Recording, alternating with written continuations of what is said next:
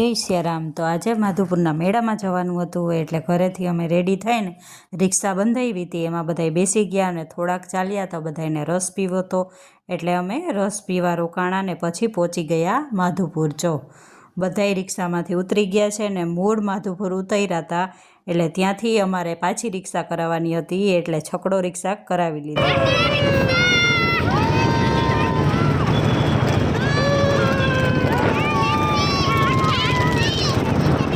છકડો રિક્ષામાં બેસવાની મજા જ કંઈક ઓર છે એટલે અમને બધાને બહુ મજા આવીને અમે ફાઇનલી માધુપુર મેળામાં પહોંચી ગયા ને એનો માહોલ પણ જોરદાર હતો અને મેળો પણ જોરદાર થાય છે અમારે માધુપુરનો, કાંઈ ઘટે નહીં। અને મેળામાં અલગ અલગ રાઈડું પણ બહુ મસ્ત હતી અને આ સૌથી ઊંચામાં ઊંચું જે ચકડોળ હતું એમાં અમારે બધાને બેસવાનું હતું એટલે અમે ટિકિટ લઈ લીધી છે ને અમે બધાય બેસી ગયા છે। મારા જેઠાણી અને ઉર્વી ને તન્મય ને અમે બધા હારે બેઠા હતા અને આ નીચેથી બધાય વિડીયા ઉતારેલા છે। જો કેવો મેળાનો માહોલ છે અને સામે હિતેશભાઈ ને પાયલ ને એ લોકો બેઠા હતા અને જો આ કૃષ્ણ ભગવાનની અદ્ભુત મૂર્તિ બનાવેલી છે, બહુ જોરદાર હતી। ત્યાં અમે બધાએ ફોટા પડાવ્યા ને પછી અમે આગળ નીકળ્યા। જો અહીંયા સાંસ્કૃતિક પ્રોગ્રામ છે।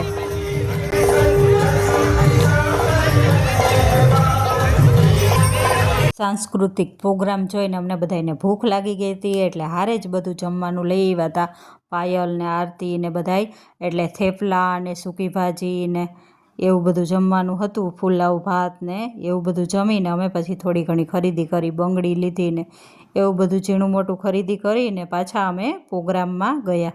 અને હા, તમારે આનો લોંગ વિડીયો જોવો હોય તો મારી ચેનલમાં આવી ગયો, જરૂરથી જોજો।